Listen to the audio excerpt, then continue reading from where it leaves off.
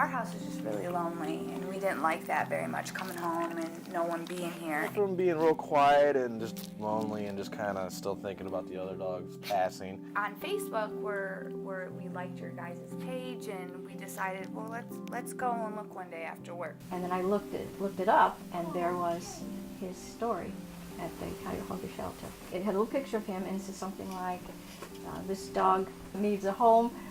He has a year or two to live. I sat down on the floor, and he came and just sat on me right away. So, and then he got up and walked around again, but then he kept coming back to sit on me. And that's when I knew, okay, you're mine. He just literally jumped on my lap, and I was like, oh, that's him. It was a thought process while we were there. They were very honest about his medical condition, so I knew exactly what we were getting. We do go to our vet every 2 or 3 months, and the vet checks by checking the growth of the nodes. I don't think he knows there's anything wrong with them. Just needs a little extra love.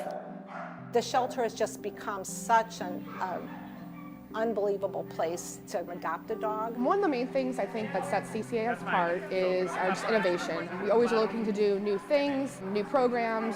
Just like every volunteer that comes to the door, every staff member here comes to basically make the dogs have the best quality of life while they're here. Our medical team goes above and beyond every day. Helping the special needs dogs. When we took him to the vet, they said he was a young 4-year-old. So basically, if he was at the shelter for 16 months, someone dumped him off a year and a half to his life, had nothing, had no hair basically on him.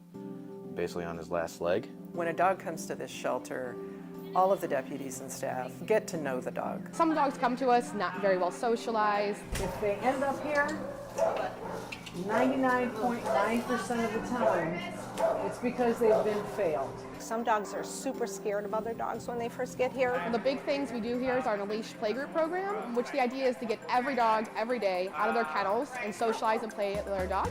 Learn the basics of being a dog. A dog is supposed to play with other dogs. They need playtime. The Play Yard project is something I'm very passionate about. Oh, crazy!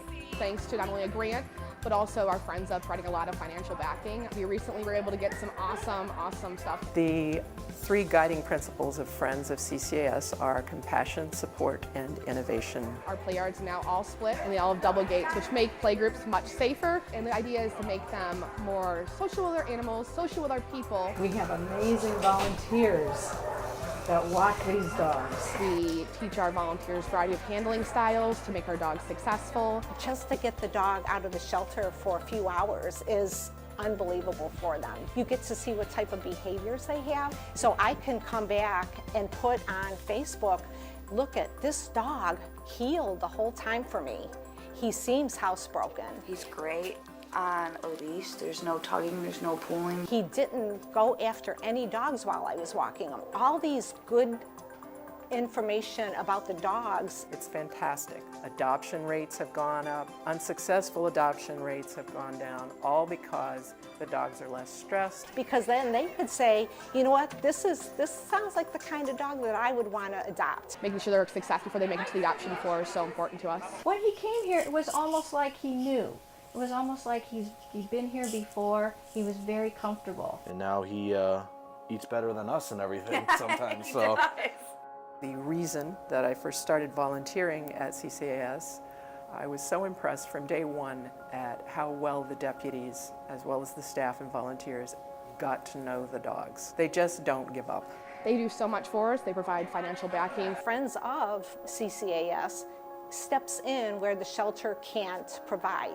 They provide backing like for our leashes so that dogs are each able to have their own leash when they come in. All these leashes on this wall, it just provides so much more continuity for us. But also makes it easier for our volunteers to get the dogs in and out of the cage. We secured $12,000, which CCAS is using right now to install side transfer doors in all the regular size kennels. When we have a few extra kennels and maybe a dog needs more space than one of our kennels generally provides, deputies can open up a door between 2 kennels. So dogs can potentially have 2 or 3 cages And instantly double the amount of living space. A lot more freedom to express their normal behaviors, a lot more enrichment in those cages.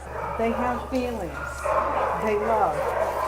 They feel happiness. They feel joy. And overall better quality of life for the dogs. While it's waiting for adoption here. Friends of CCAS also collaborated with 2 other organizations to bring to Northeast Ohio a workshop that taught volunteers how to better market dogs available for adoption.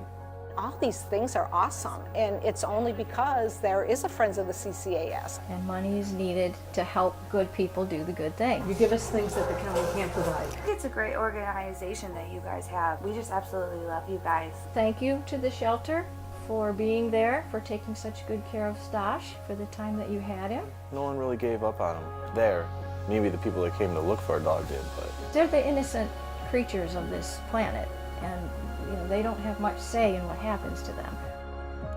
They're living creatures who deserve a second chance. I'm sure you guys do wonderful work there for so many other animals, and good luck and keep up the good work.